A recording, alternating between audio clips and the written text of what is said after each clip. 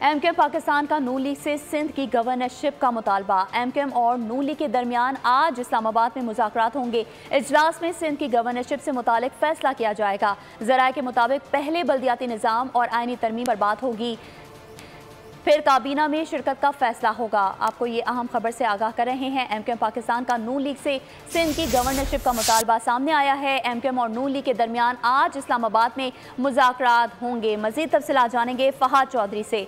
जी फ़हाद, बताइए।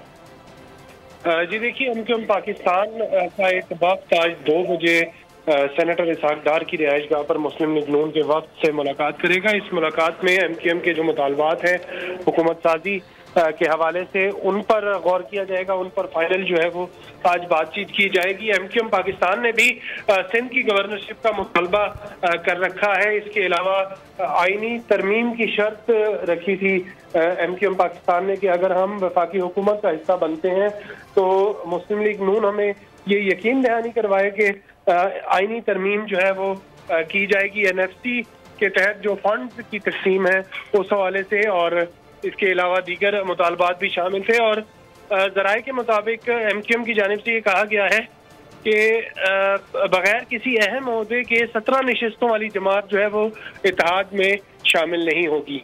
जी ठीक है फ़हाद, आपका बहुत शुक्रिया। सब्सक्राइब करें और बेल दबाएं ताकि कोई खबर रह न जाए।